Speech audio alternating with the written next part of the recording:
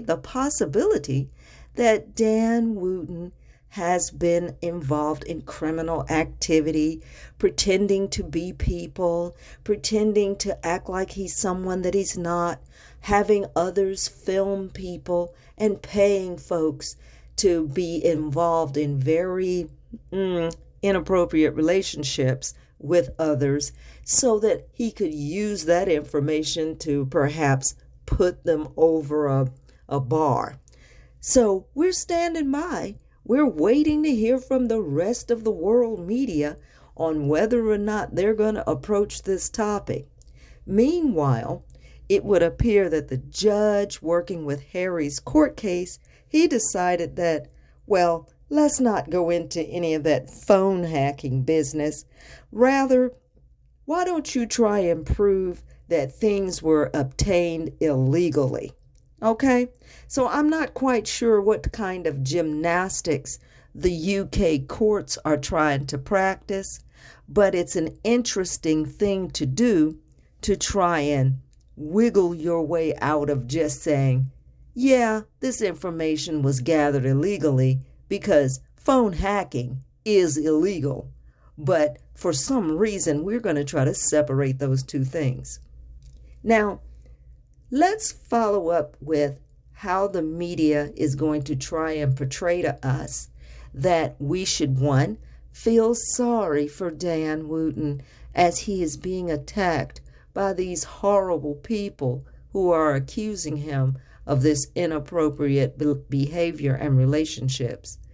Now, we've got to keep in mind, every one of us, that he could be awful to everyone else. He was awful to Carolyn Flack. He was awful to, I believe her name was Amy Winehouse, a very popular singer. He has been awful to a host of people, to include Schofield, who just recently got run out of his job for supposedly having an inappropriate relationship with a young man.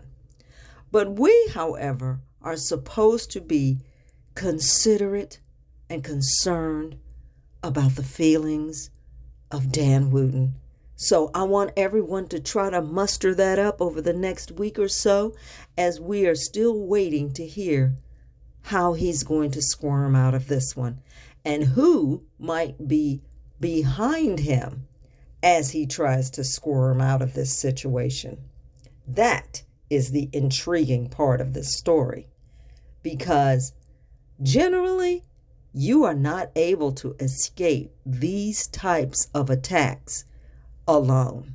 I mean, let's just look at how vivid of an attack they have performed against Prince Harry and Meghan. And I keep asking myself these questions when I hear these things thrown in the media. You notice that they constantly accuse Harry and Meghan of spilling the secrets of the royals.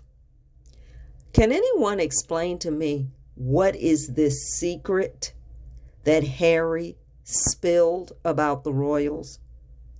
I believe pretty much everything that he said in his book and everything that he spoke about, these are things that people have already accused them of, and they had already been found guilty of doing, which was tearing each other apart and creating situations that the wives generally didn't want to put up with all of this continuous media scrutiny. So I'm trying to figure out, what is this secret that they said Harry has spilled about the royal family? I believe they are projecting. And what I mean by that is that they are aware that there is some secret that Harry hasn't yet exemplified to the public. I believe they are trying to drop those warning hints, like, please don't explain our actual secrets. But anyway, that is how the news continues to approach this, that Harry has given out all of these secrets of the royal family. And we're all out here in the public, we're wondering, Well, what secret is that? Because he hasn't really told us anything that we didn't already know. Now, that being said, there are a number of persons that Dan Wooten has been continuously attacking. When you look back in the history, you're going to find that many of these people either went missing, or they are no longer with us in this world, or they are in some type of an institution, or they disappeared from the public eye. So you know what? People are going to, someone's going to have to explain exactly what caused all of that. But hey, we're going to stand by for that piece of news. And also, I just wanted to mention, kind of in an offhand fashion, that for those of you who enjoy using Twitter and have spent a lot of time combing through Twitter, it looks like Elon Musk has changed the entire monogram for Twitter. It's now an X, and it's going to be interesting what this might mean for the company, if anything. And of course, he is in competition now with a new Twitter-esque product being offered by Microsoft, and it is called Threads. So many people have jumped on this particular new application, and we're going to have to see how that pans out. The main thing that I think all of us need to keep in mind who are interested in truth in the media, perhaps, and fairness in the media, is that we simply need to pay very close attention to how so many people in this space of information, disseminating it, are people who are somehow tied together. They're either Rupert Murdoch cronies, Rupert Murdoch employees, relatives and friends of the families that are involved in these particular adventures.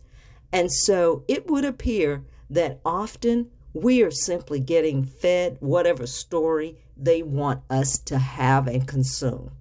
So I am so glad and so thankful that many of us are following these things with a little bit more of a discerning eye, not to simply get wrapped up and angry behind what we are seeing and hearing, but also to take a few moments to break it apart, look at who is writing these stories, look at where these people are coming from, understand their history, and in some cases, who they are related to.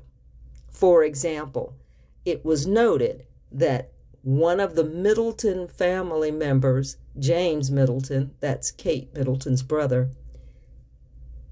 he has also recently been involved in another business problem, or rather, I would say, a business that doesn't seem to be doing well, one that is kind of bleeding money. So once again, you have a relative of a person in this royal family who is also, again, involved in a financial situation. But that's what I mean. Often people are tied together in ways that we in the public may not be aware of. And that's why sometimes certain people are protected and certain people are thrown to the wolves. So thank you all for listening. Listen, thank you again. Please like, share, and subscribe. And we're going to keep this information flowing, and we're going to keep paying attention to what we see happening in this environment.